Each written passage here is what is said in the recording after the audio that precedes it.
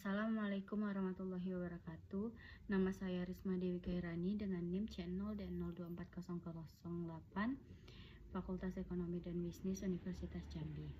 Baiklah, di sini saya akan menjelaskan aspek fiskal dari aset lancar berupa beban dibayar di muka.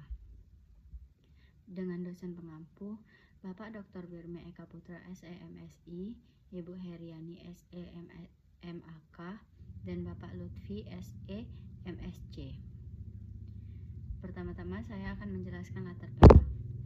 Dalam kegiatan operasional perusahaan sering terjadi pembayaran yang dilakukan sebelum manfaatnya digunakan, seperti pembayaran sewa gedung atau premi asuransi untuk beberapa periode ke depan. Pembayaran tersebut disebut biaya dibayar di muka. Dalam akuntansi, biaya ini tidak langsung diakui sebagai beban, tetapi dicatat terlebih dahulu sebagai aset karena manfaatnya akan digunakan pada periode mendatang. Selanjutnya yaitu penjelasan biaya dibayar di muka.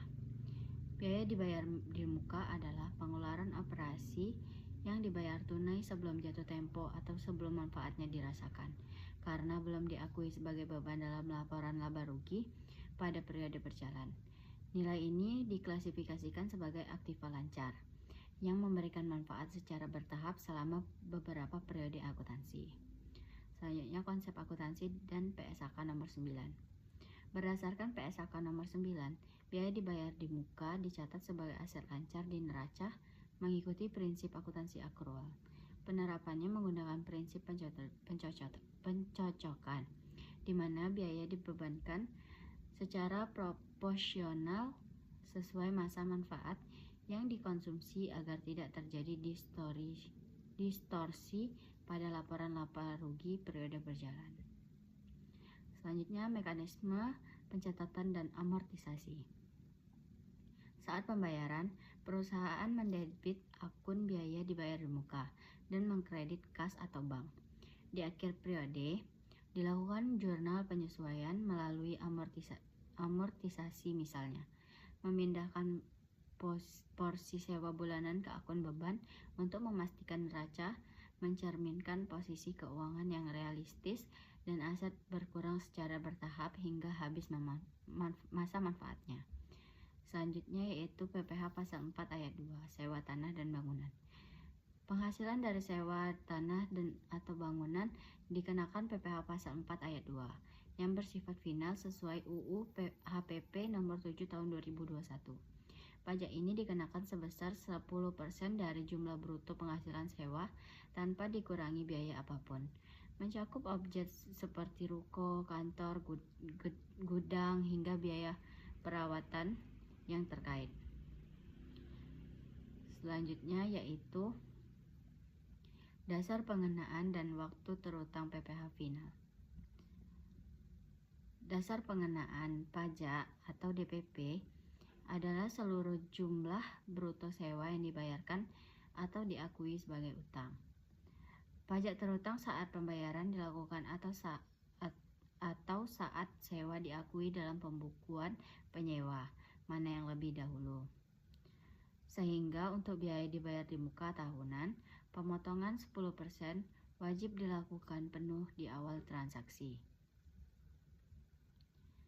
Selanjutnya yaitu PPh pasal 23, sewa harta bergerak.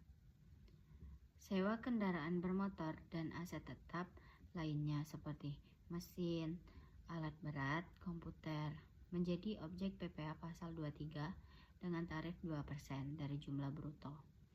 Berbeda dengan sewa bangunan, pajak ini bersifat non-final sehingga dapat dikreditkan oleh penerima penghasilan untuk mengurangi liabilitas pajak di akhir tahun pada SPT tahunan mereka. Selanjutnya ada variasi tarif PPh pasal 23. Tarif PPh 23 dapat berubah tergantung status wajib pajak penerima. Tarif naik menjadi 4% atau 100% lebih tinggi jika tidak memiliki NPWP. Namun dapat turun menjadi 0,5% bagi pelaku UMKM yang memiliki surat keterangan tertentu. Jika transaksi melibatkan PPN, maka perhitungan PPh 23 didasarkan pada harga neto sebelum pajak pertambahan nilai tersebut. Selanjutnya yaitu prosedur administratif dan digitalisasi. Penyewa sebagai pemotong wajib membuat kode billing melalui e-billing, menyetor pajak maksimal tanggal 10, dan melaporkan SPT masa melalui e-filing maksimal tanggal 20 bulan berikutnya. Pemotong juga berkewajiban memberikan bukti potong unifikasi Form 01 kepada pemilik aset sebagai dokumen resmi perpajakan. Selanjutnya ada sanksi perpajakan. Kelalaian dalam kewajiban pajak dapat memicu sanksi bunga keterlambatan sebesar 2% per bulan. Itu dihitung harian. Serta denda administrasi per SPT masa yang terlambat dilaporkan. Pengurus badan juga memikul tanggung jawab pribadi jika terbukti lalai. Menekankan pentingnya kedisiplinan administrasi bagi stabilitas finansial perusahaan. Ya, baiklah, dapat saya simpulkan, biaya dibayar di muka merupakan pengeluaran yang dibayarkan perusahaan sebelum manfaatnya digunakan dan dicatat sebagai aset lancar. Biaya tersebut akan dialokasikan secara bertahap sebagai beban sesuai dengan masa manfaatnya. Dari sisi perpajakan, transaksi juga berkaitan dengan penyewaan aset dapat dikenakan PPh pasal 4 ayat 2 untuk tanah dan bangunan serta PPh pasal 23 untuk kendaraan dan aset tetap lainnya. Baiklah, sekian yang dapat saya jelaskan. Lebih dan kurangnya saya mohon maaf. Saya tutup dengan wassalamualaikum warahmatullahi wabarakatuh.